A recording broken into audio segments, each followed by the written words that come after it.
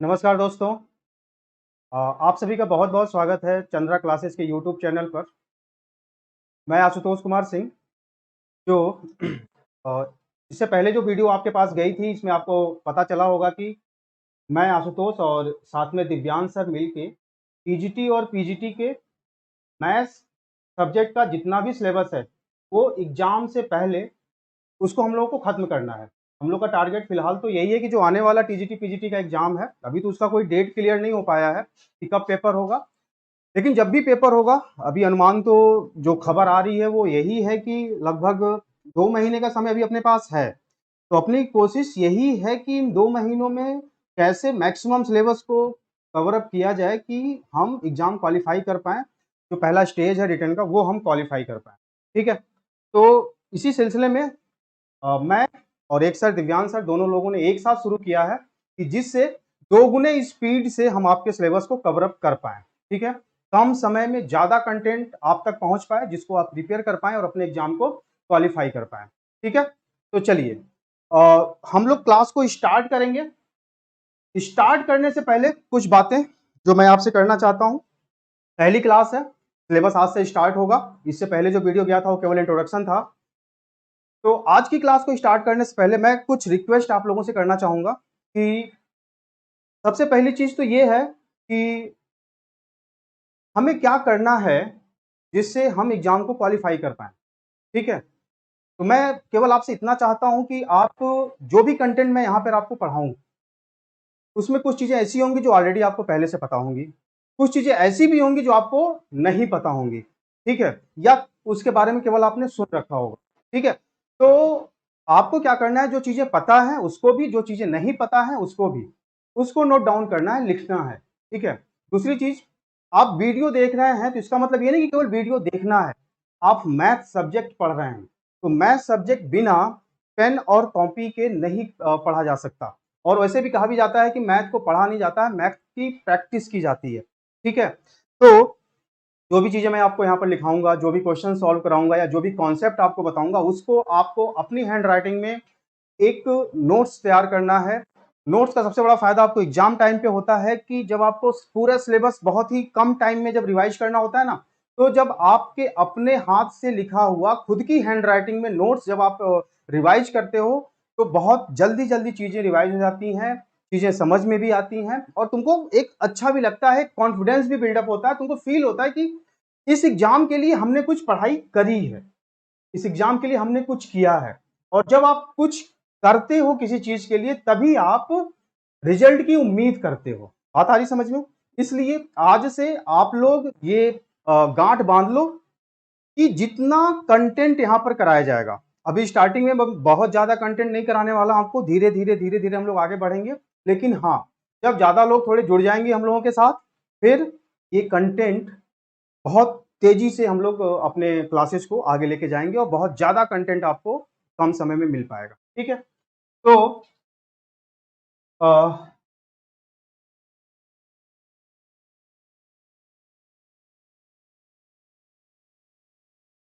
चलिए, जो मैथमेटिक्स की शुरुआत है या यूँ कह लीजिए कि जो हायर मैथमेटिक्स की शुरुआत है, वो कहाँ से होती है? वो होती है सेट से। कहाँ से होती है?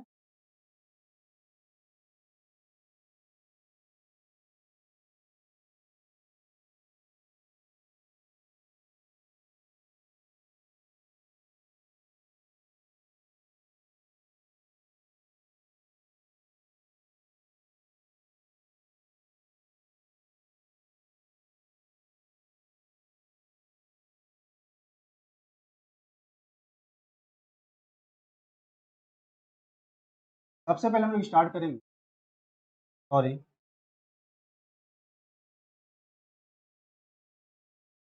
बैकग्राउंड थोड़ा-सा इसका सही कराइए। बैक हो नहीं रहा ना ये?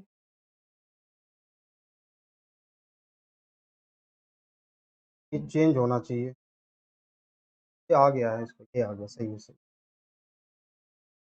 पेन का कलर कहाँ से लेना था सर? है? हाँ।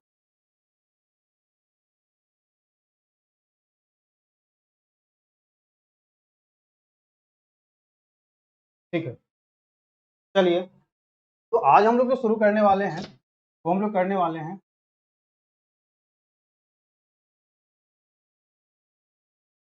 Set theory. इसको हम बोलते हैं समुच्चय। क्या बोला जाता है इसको? समुच्चय बोला जाता है। ठीक है, सेट थियरी। तो सेट थियरी को समझने से पहले सबसे पहला टॉपिक है, सबसे पहला चैप्टर है, और एक चीज मैं आपको बता दूं, कैलकुलस का जो पार्ट है, कैलकुलस का जो मैथमेटिक्स का पार्ट है, उसके लिए जरूरी है सेट को समझना। जब आप पूरा सेट समझ जाते हो तो आपको रिलेशन समझ में आता है, जब रिलेशन समझ में आता है तब आपको फंक्शन समझ में आता है, और जब आपको फंक्शन समझ में आ जाता है तब जाके आपको कैलकुलस समझ में आता है। बात आई समझ में? तो कैलकुलस के लिए बहुत ज्यादा जरूरी है क्या? Set theory. ठीक है, और भी बहुत जगहों पे आपको सेट थ्योरी का यूज करने को मिलेगा। आप स्टैट पढ़ेंगे, स्टैट में भी आपको सेट थ्योरी का यूज होता है। ठीक है, तो सबसे पहला टॉपिक हम लोग स्टार्ट करने वाले हैं जिसका नाम है सेट थ्योरी यानी समुच्चय। अब बात ये आती है कि हम सेट बोलते किसको हैं? What is set? सेट की डिफिनीशन क्या है? ठीक है, तो सबसे पहले सेट को हम डिफाइन करेंगे। आपको पता भी है सेट होता क्या है, सबसे पहला टॉपिक है। आप 11th से पढ़ रहे हैं तो आपको पता होगा सेट क्या होता है। सेट मैं लिखता हूं, set is a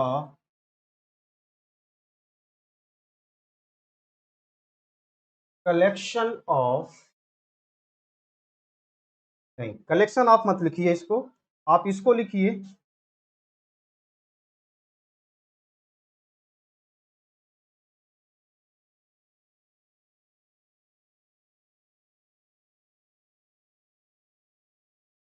well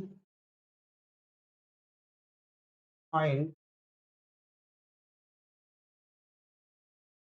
collection of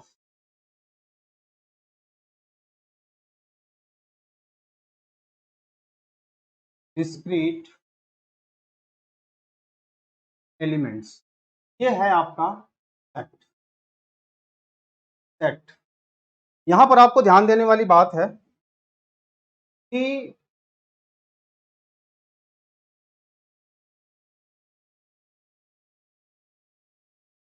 well defined का मतलब क्या है। आपने जो डिफिनीशन दिखा, set is a well defined और डिस्क्रीट, इन दो को समझना बहुत जरूरी है। वेल डिफाइंड का मतलब क्या होता है? वेल डिफाइंड का मतलब होता है कि किसी भी चीज की ऐसी डिफिनीशन या कोई भी चीज जिसकी definition person to person vary ना करे, वो चीज क्या कहलाएगी? वेल डिफाइंड कहलाएगी। जैसे मैं आपको एग्जांपल बताऊं, जैसे चीनी, चीनी सभी ने टेस्ट किया होगा। चीनी का टेस्ट कैसा होता है? चीनी का टेस्ट होता है मीठा। तो इस धरती पर रहने वाला कोई भी इंसान जिसने चीनी को टेस्ट किया हो, उससे पूछा जाए कि उससे पूछा जाए कि चीनी का टेस्ट क्या होता है, तो क्या बताएगा? वो क्या बताएगा? वो बताएगा कि चीनी यानी शुगर क्या होता है? स्वीट होता है, यानी मीठा होता है। बात आ रही है समझ में? चीनी कैसा होता है? स्वीट होता है, मीठा होता है। ठीक है, चलिए, दुनिया के किसी भी कोने में मैं किसी भी इंसान से पूछूं, मैं भारत के किसी आदमी से पूछूं, मैं पाकिस्तान के किसी आदमी से पूछूं, मैं श्रीलंका के किसी आदमी से पूछूं, मैं यूरोप के किसी आदमी से पूछूं, मैं अमेरिका के किसी आदमी से पूछूं, वो सब क्या बताएंगे कि चीनी का जो टेस्ट है वो क्या है? स्वीट है। तो जो चीनी का टेस्ट होगा वो कैसा हो जाएगा भाई लोग? वो हो जाएगा वेल डिफाइंड। कैसा हो जाएगा भाई? Well defined. बात आ रही समझ में? डिफिनीशन समझना देखो बहुत जरूरी है, बिना डिफिनीशन के काम नहीं चलेगा। अब देखिए, वेल डिफाइंड अगर आपको समझ में आ गया, इसी को मैं दूसरी चीज बताऊं। जैसे मैंने आपसे कहा कि top 5 batsman in Indian cricket team, top 5 batsman in Indian cricket team. तो जैसे मैंने किसी एक आदमी से पूछा जिसका नाम है ए, उसने कुछ नाम बताया होगा, 1 2 3 4 5, कोई भी नाम हो सकता है, धोनी, कोहली, रोहित शर्मा, केएल राहुल, ऋषभ पंत, कोई भी नाम, 5 बैट्समैन का वो ले सकता है, ठीक है। कोई दूसरा आदमी बी, वही सवाल जब मैंने उससे किया कि भाई आपके अकॉर्डिंग इस टीम इंडिया के टॉप 5 बैट्समैन कौन कौन से हैं, तो वो जरूरी नहीं है कि ए ने जो 5 नाम बताए थे बी वही नाम बता दे 5। हाँ, हो सकता है कि कोई नाम या एक नाम या दो नाम या तीन नाम हो सकता है सेम हो, लेकिन 5 के पांचों सेम हो ऐसा बहुत मुश्किल से होगा, ठीक है। और सेम क्वेश्चन अगर मैंने किसी तीसरे बंदे से पूछ लिया, ठीक है, सी से, तो डेफिनेटली वो जो नाम बताएगा 5 बैट्समैन का वो एकदम अलग होगा, ठीक है। तो आप क्या बोलोगे, ये जो बैट्समैन है, ये जो बैट्समैन है, बैट्समैन मतलब कि टॉप 5 बैट्समैन, तो टॉप 5 बैट्समैन को आप वेल डिफाइंड नहीं कहोगे। वेल डिफाइंड क्यों नहीं कहोगे, क्योंकि इसकी जो परिभाषा है, इसकी जो डिफिनीशन है, ये पर्सन टू पर्सन वेरी कर रही है। मेरे अकॉर्डिंग कुछ और होगा, इनके अकॉर्डिंग कुछ और होगा, उनके अकॉर्डिंग कुछ और होगा। बात आई समझ में, इसलिए इसको हम वेल डिफाइंड नहीं कहेंगे। अगर तीनों चारों पांचों या जितने भी लोग इस दुनिया में है, इस धरती पर है, सबके लिए इसकी परिभाषा एक होती, सबके लिए 5 बैट्समैन सेम होते, तब हम बोल देते ये क्या, तब हम बोल देते कि ये क्या है, वेल डिफाइंड है। एक और एग्जांपल मैं आपको बताता हूं, जैसे मैं आपसे पूछूं कि सबसे सुंदर एक्ट्रेस, आपके लिए सबसे सुंदर एक्ट्रेस कौन है, हो सकता है आपको कोई और अच्छा लगता हो, इनको कोई और अच्छा लगता हो, मुझको कोई और अच्छा लगता हो। बात आ रही समझ में, सामने जो सर बैठे हैं उनको कोई और अच्छा लगता हो, देखो मुस्कुरा रहे हैं वो, बात आ रही है ना समझ में, ठीक है। तो ये भी वेल डिफाइंड नहीं होगा। तो बच्चों, वेल डिफाइंड का मतलब क्या हुआ, वेल डिफाइंड का मतलब हुआ कि एक ऐसी डिफिनीशन जो हर इंसान के लिए, हर पर्सन के लिए सेम है। क्लियर होगी बात, वेरी गुड। अब चलिए, अब हम क्या करने वाले हैं, अब हम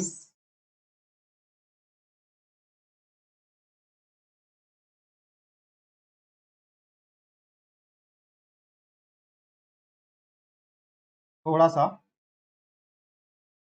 हाँ चलो, ये बात आपको समझ में आ गई। अब यहां पर एक वर्ड था डिस्क्रीट। डिस्क्रीट का मतलब क्या होता है, डिस्क्रीट का मतलब होता है अलग अलग, मतलब जिन एलिमेंट्स का हम कलेक्शन बना रहे हैं, जैसे कि हमको कलेक्शन ही बनाना है, यहां पर दिख रहा है आपको, हमको क्या बनाना है, हमको कलेक्शन ही बनाना है। तो उस कलेक्शन में जो एलिमेंट्स होंगे वो सारे के सारे एलिमेंट्स क्या होने चाहिए, अलग अलग होना चाहिए। कोई भी दो एलिमेंट सेम नहीं होना चाहिए। बात आ रही ना समझ में, कोई भी दो एलिमेंट सेम नहीं होना चाहिए। तो डिस्क्रीट का मतलब क्या हो गया, अलग अलग एलिमेंट होना चाहिए। वेल डिफाइंड का मतलब क्या हो गया कि हर एलिमेंट की जो डिफिनीशन हो वो सबके लिए क्या होना चाहिए, सेम होना चाहिए। बात आ रही समझ में, ठीक, वेरी गुड। अब हम बात करते हैं किसकी, अगर ये बात आपको समझ में आ गई तो हम लोग हटाते हैं। अब हम बात करेंगे क्या, रिप्रेजेंटेशन ऑफ सेट। अच्छा, सेट का हम एक एग्जांपल दे दें। किसी भी सेट को हमेशा कैपिटल लेटर से डिनोट किया जाएगा। इंग्लिश अल्फाबेट के कैपिटल लेटर से आप डिनोट करेंगे किसको, किसको डिनोट करेंगे, सेट को।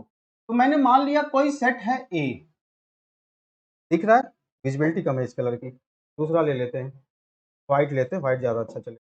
चलो, कोई सेट है ए, ठीक है। तो जो सेट होगा उसको हमेशा हम कैपिटल लेटर से डिनोट करेंगे। इंग्लिश अल्फाबेट के कैपिटल लेटर से इनको डिनोट किया जाएगा। बात आई समझ में, ए इक्वल टू 1 2 3 4 5, ठीक है, ये हो गया set.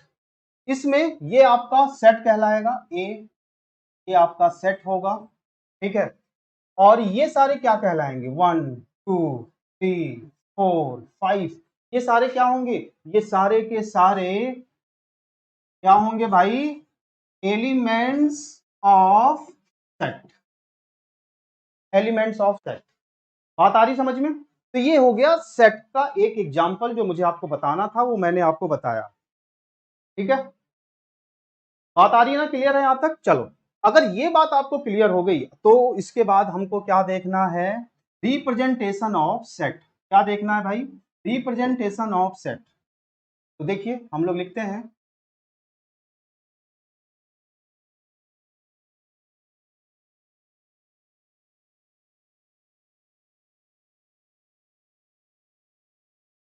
Representation of set. Representation of set का मतलब क्या हो गया भैया कि किसी भी सेट को, किसी भी समुच्चय को कैसे रिप्रेजेंट करते हैं, कैसे मैथमेटिकल फॉर्म में उसको दर्शाते हैं, कैसे निरूपित करते हैं, यही आपको देखना है रिप्रेजेंटेशन ऑफ सेट के अंदर। बात आ रही है समझ में? चलिए, तो अगर ये बात की जाए कि सेट को कितने तरह से रिप्रेजेंट किया जा सकता है, तो मैं बताऊं, सेट को रिप्रेजेंट करने के देखिए तरीके बहुत सारे हैं। कुछ लोग कहेंगे कि केवल 2 ही तरीका है, कुछ लोग कहेंगे कि नहीं 3 तरीके हैं, लेकिन मैं कह रहा हूं कि सेट को रिप्रेजेंट करने के बहुत सारे तरीके हैं और आप भी कोई तरीका बना सकते हो सेट को रिप्रेजेंट करने का। बात आ रही है ना समझ में? सेट को रिप्रेजेंट करने का आप भी अपने तरफ से कोई तरीका इजाद कर सकते हो। मैथमेटिक्स कभी किसी के ऊपर कोई भी रिस्ट्रिक्शंस नहीं लगाता, कोई लगाम नहीं लगाता, कोई रोक नहीं लगाता। तो आप भी क्या कर सकते हैं, आप भी कोई रिप्रेजेंटेशन बना सकते हैं सेट का अपने तरफ से। बस होना क्या चाहिए, वो सेट की डिफिनीशन को फुलफिल करना चाहिए। बात आई समझ में? सेट होने की जो कंडीशन है, जो सिचुएशन है, जो शर्तें हैं, उसको आपका तरीका क्या करे, फुलफिल करे, तो आप भी बना सकते हो। सही है? चलिए, तो हम बात करेंगे रिप्रेजेंटेशन ऑफ सेट। तो सबसे पहला सेट जो रिप्रेजेंट किया जाता है उसको बोला जाता है टेबुलर फॉर्म। टेबुलर फॉर्म, ठीक। दूसरा जो बोला जाता है उसको बोलते हैं हम सेट, सेट बिल्डर फॉर्म। ये 2 तरीका है, tabular form and set builder form. और टेबुलर फॉर्म को एक नाम से और जानते हैं, क्या भाई, रोस्टर फॉर्म। बहुत ही प्रचलित नाम है ये, रोस्टर फॉर्म। क्लियर है? बात आ रही ना समझ में? तो किसी भी सेट को रिप्रेजेंट करने का 2 तरीका, पहला तरीका टेबुलर फॉर्म, दूसरा तरीका सेट बिल्डर फॉर्म। बात आ गई समझ में? ये है रिप्रेजेंटेशन। और इस रिप्रेजेंटेशन को कैसे करते हैं ये हम अब देखने वाले हैं। ठीक है, चलिए हम लोग आगे बढ़ते हैं नेक्स्ट पे।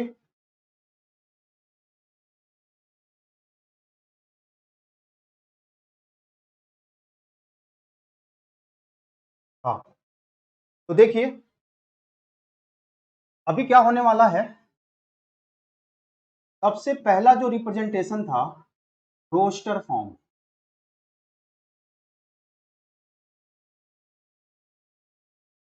या टेबुलर फॉर्म। टेबुलर फॉर्म, ठीक। Roster form, tabular form. Roster form या टेबुलर। चलो, तो देखिए जैसे अभी हमने आपको एग्जांपल बताया था, जैसे ए कोई सेट है, इसके एलिमेंट्स हैं। एलिमेंट्स क्या हैं, 1 2 3 4 5। ठीक है, विजिबिलिटी कम आ रही है तो हम अभी चेंज कर देते हैं।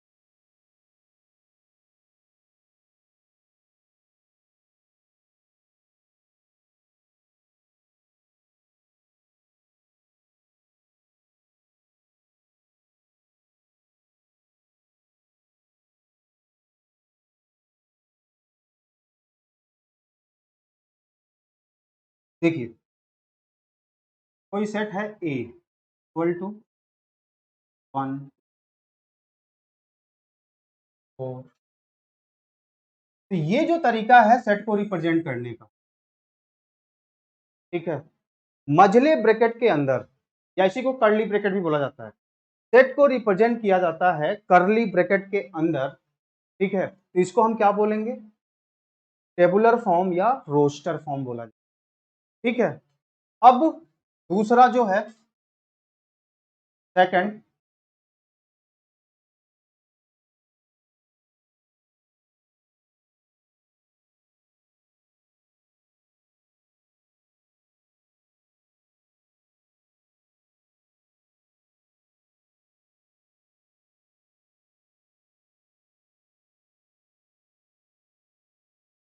चलिए, फर्स्ट था और सेकंड आपका क्या होगा, tabular form. Set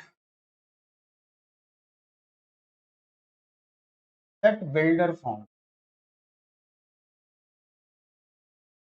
set build, जैसे आपको नाम से ही पता चल रहा है, सेट बिल्डर फॉर्म मतलब सेट को बिल्ड करने वाला फॉर्म। बात आ रही समझ में? सेट को बिल्ड करने वाला फॉर्म, यानी कौन सा फॉर्म, सेट बिल्डर फॉर्म। किसी भी सेट को सेट बिल्डर फॉर्म में कैसे रिप्रेजेंट किया जा सकता है, तो इसको भी रिप्रेजेंट करने का तरीका है। जैसे अभी आपको मैं बताऊं कि ये आपने जो रिप्रेजेंटेशन किया था यहाँ पे टेबुलर फॉर्म में या रोस्टर फॉर्म में, सेम इसी को आपको रिप्रेजेंट करना है किसमें, सेट बिल्डर फॉर्म में। तो सेट बिल्डर फॉर्म में आप कैसे रिप्रेजेंट कर पाओगे भाई, कैसे रिप्रेजेंट कर पाएंगे, ए इक्वल टू, बाकी सेट का नाम तो वही रहना है, ठीक है, कर्ली ब्रैकेट भी वही रहना है, कर्ली ब्रैकेट भी वही रहना है। आप अंदर लिख सकते हो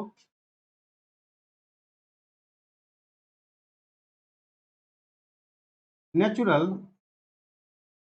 नंबर्स लेस देन 6। बात आई समझ में? नेचुरल नंबर्स लेस देन 6 मतलब वो सारे के सारे नेचुरल नंबर जो 6 से कम हैं। बात आई समझ में? तो वो सारे नेचुरल नंबर कौन से हैं जो 6 से कम है, 1 2 3 4 5, या इसी को लिख सकते हो, यहां पर जो आपने लेस देन 6 लिखा है यहां पर लिख सकते हो कि नेचुरल नंबर्स लेस देन और इक्वल टू 5, इक्वल टू 5, सही है। तो आप लेस देन 6 की जगह लेस देन और इक्वल टू 5 भी लिख सकते, सही है। चलो, और भी रिप्रेजेंटेशन है इसका, और भी रिप्रेजेंटेशन है, आप इसको कर सकते हैं। तो हम इसको नेक्स्ट पेज पे आते हैं। हाँ, देखो, सेट बिल्डर फॉर्म की ही बात कर रहे हैं। टेबुलर फॉर्म में जो हमारे पास था, टेबुलर फॉर्म में हमारे पास क्या था, ए इक्वल टू 1 2 3 4 5, यही था। तो इसको सेट बिल्डर फॉर्म में मैंने लिख के दिखाया आपको, एक तरीका बताया सेट बिल्डर फॉर्म में लिखने का। दूसरा तरीका क्या है, ए इक्वल टू, ऐसे लगाइए कर्ली ब्रैकेट, एक्स, एक्स किसको डिनोट करेगा, मतलब एलिमेंट्स, किसके एलिमेंट्स, ए के element, x such that x belongs to natural number, x belongs to natural number, comma, x belongs to natural number, comma, x is less than 6, ऐसे भी denote कर सकते हो, ठीक है। और भी तरीके हैं भाई, x such that x belongs to natural number, comma, x is less than or equal to 5। मतलब इससे पहले जो भी हम लोगों ने एक स्टेटमेंट का फॉर्म दिया था, एक लैंग्वेज का फॉर्म दिया था, उसी को हमने मैथमेटिकल टर्म में लिख दिया यहाँ पर। ये सेट का रिप्रेजेंटेशन हो गया। देखिए यहां पर क्या है, x बिलोंग्स टू n, मतलब x क्या होगा, एक नेचुरल नंबर होगा, और कैसा नेचुरल नंबर होगा, 6 से छोटा, ठीक है। यहां पर भी x एक नेचुरल नंबर होगा, और कैसा नेचुरल नंबर होगा, 5 या 5 से कम, छोटा। बात आई समझ में? तो ये हम लोगों ने दोनों टाइप देख लिया कि सेट क्या होता है, सेट को कैसे रिप्रेजेंट किया जाता है, ठीक है। सेट को रिप्रेजेंट करने का दो तरीका मैंने आपको बता दिया, set builder form and another is roster form और टेबुलर फॉर्म, ठीक है। तो अभी हमने केवल बेसिक बातें की हैं कि सेट क्या होता है, ठीक है। उसके डिफिनेशन में दो वर्ड्स थे, वेल डिफाइंड एंड डिस्क्रीट, इसका भी हम लोगों ने एक कह सकते हो कि एलिब्रेट किया इसको भी कि वेल डिफाइंड का मतलब क्या होता है, डिस्क्रीट का मतलब क्या होता है, ठीक है। उसके बाद हम लोगों ने देखा कि सेट का एग्जाम्पल, सेट को रिप्रेजेंट कैसे करेंगे, सेट को रिप्रेजेंट करने का तरीका क्या है। तो इतनी सारी बातें हम लोगों ने कर ली हैं। वीडियो को मुझे बहुत ज़्यादा लंबा नहीं रखना, छोटा-छोटा वीडियो रखना है कि आपको बहुत ज़्यादा हेडेक ना हो और आसानी से आप एक-एक, दो-दो वीडियो करके पर डे देखते हुए अपने सिलेबस को कंप्लीट कर पाएँ। तो अभी स्टार्टिंग में मुझे बहुत ज़्यादा लंबा वीडियो नहीं रखना है क्योंकि अभी हमें इंतज़ार है और भी लोग जुड़ें, ठीक है? तो और भी मज़ा आएगा।